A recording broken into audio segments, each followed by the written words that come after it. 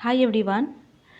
मैं आपको इस वीडियो में IBPS PO के रिगार्डिंग कुछ टिप्स दूंगी। स्पेशली प्री को फोकस करेंगे। यहाँ पे मेंस के लिए अलग से वीडियो डालूंगी। फ़िलहाल ये प्री के लिए है क्योंकि अभी आपका प्री का एग्ज़ाम जो है वो काफ़ी नज़दीक है।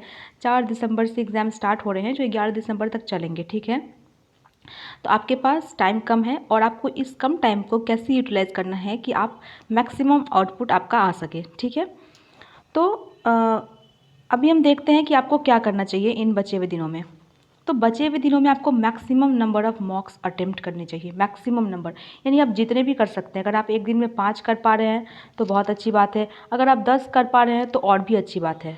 आप जितने ज़्यादा मॉक अटेम्प्ट कर सकते हैं उतने करिए और बस 2 से 3 मॉक को एनालाइज़ करिए। 2 से 3 मॉक, ज़्यादा मॉक एनालाइज़ नहीं करना है। सारे के सारे मॉक आपको एनालाइज़ नहीं करने हैं। 2 से 3 मॉक का जो एनालिसिस है वो आपके लिए सफिशिएंट होगा। ठीक है, और आप मल्टीपल सोर्सेज से मॉक ट्राई कीजिए। सिर्फ अड्डा या सिर्फ ऑलिव बोर्ड या सिर्फ PM के मॉक लगाने की ज़रूरत नहीं है। आप कम से कम 2 सोर्सेज ऑप्ट कीजिए। ठीक है, आप प्रैक्टिस मॉक और अड्डा पे रिलाई कर सकते हैं क्योंकि मैं ऑलिव बोर्ड नहीं सजेस्ट करूँगी क्योंकि ऑलिव बोर्ड का लेवल काफ़ी हाई होता है प्री के लिए भी। लेकिन प्री में उतने टफ क्वेश्चंस नहीं आते हैं। खैर शिफ्ट पे भी डिपेंड करता है बट उतने भी टफ नहीं आते जितना ऑलिव बोर्ड वाले देते हैं।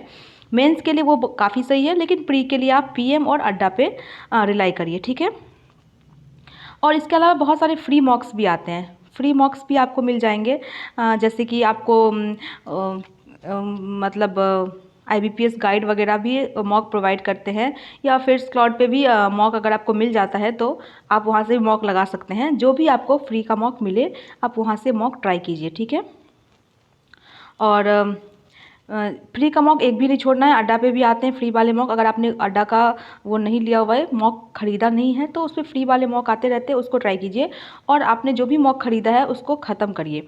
और अगर आपने मॉक एक बार लगा लिया है तो आप उसको री अटेम्प्ट भी कर सकते हैं क्योंकि बहुत सारे मॉक में ऐसा आपको मिलता है फैसिलिटी कि आप मॉक को री अटेम्प्ट कर सकते हैं। ठीक है, तो जितने भी मॉक हो सकते हैं उतने मॉक आप लगाइए और 2 या 3 मॉक को एनालाइज कीजिए बस उतना ही सफिशिएंट होगा क्योंकि प्री में लेवल उतना हाई नहीं आता है कि आपको एकदम डीप एनालिसिस की ज़रूरत पड़ेगी। वो मेंस के लिए होता है। प्री के लिए आपको अपने स्पीच पे बहुत ज़्यादा फोकस करना होता है और एक्यूरेसी तो खैर होनी ही चाहिए। तो अगर लेवल हाई नहीं होता है तो एक्यूरेसी अगर आपने अच्छे से प्रैक्टिस किया हुआ, अच्छे से चैप्टर्स पढ़े हैं तो एक्यूरेसी हो जाती है। स्पेशली आपको अपने स्पीड को बहुत ज़्यादा ध्यान में रखना होता है क्योंकि क्या होता है ना प्री में जैसे प्री में ही आप आउट हो सकते हैं और आप मेंस की रेस से बाहर हो सकते हैं। तो प्री में क्या होता है कि अगर आपकी स्पीड में ज़रा सी भी चूक हुई, मान लीजिए आपके पास बहुत नॉलेज है लेकिन आप उस नॉलेज को अगर रिप्रेजेंट नहीं कर पाए, अगर उस नॉलेज को उस 1 घंटे के अंदर आपने वहाँ पे अपने उस नॉलेज को सही से इम्प्लीमेंट नहीं किया तो आपका सिलेक्शन नहीं होगा और उसके लिए आपको अपनी स्पीड पे पूरा ध्यान देना होगा। तो अपनी स्पीड को बढ़ाने का एक तरीका है, आपने इतने दिनों में तो मॉक लगाए होंगे आई एम श्योर, बट फिर भी आपके पास जितने भी टाइम बचे हैं उस टाइम को यूटिलाइज़ करिए और नंबर ऑफ़ मॉक्स बढ़ा दीजिए। जितने ज़्यादा मॉक आप लगा सकते हैं उतने ज़्यादा मॉक लगाइए। मैं आपको बताना चाहती हूँ, बहुत सारे लोग इसको गलत मानेंगे बट मेरे लिए इसने ये स्ट्रैटेजी काफ़ी काम किया है तो मैं आपको वही बताऊँगी।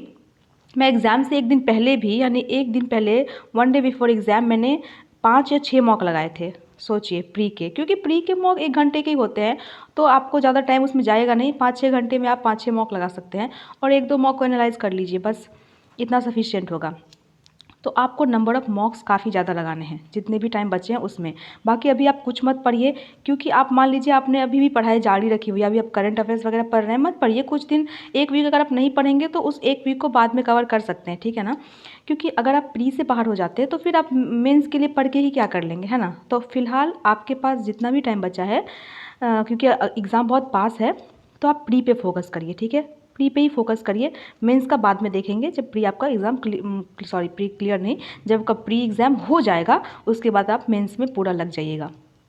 फिलहाल आप प्री पे ही फोकस होके पढ़ाई करिए। तो क्या करना है आपको, मैक्सिमम नंबर ऑफ़ मॉक्स लगाने हैं। मैक्सिमम नंबर ऑफ़ मॉक्स लगाइए और उसके बाद आपको एनालिसिस बस 2-3 मॉक की करनी है, ज़्यादा नहीं करना है।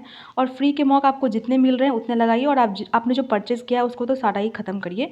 इनफैक्ट आप उसको री अटेम्प्ट भी करिए अगर आपके पास अवेलेबल है ये फैसिलिटी तो।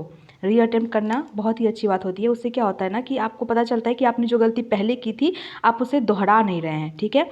तो रीअटेम्प्ट करना भी बहुत ज़रूरी है।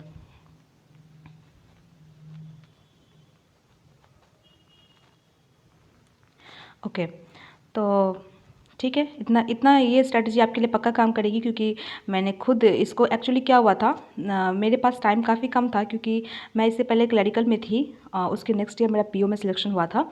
तो मेरा क्लैरिकल का ट्रेनिंग चल रहा था और ट्रेनिंग से आने के 10 दिन बाद ही मेरा पेपर था IBPS पीओ प्री का। तो मेरे पास काफ़ी कम टाइम था, बस मैंने उस टाइम को यूटिलाइज़ किया और मैंने मैक्सिमम नंबर ऑफ़ मॉक दिए और मेरा जो सिलेक्शन है वो अच्छे से हो गया।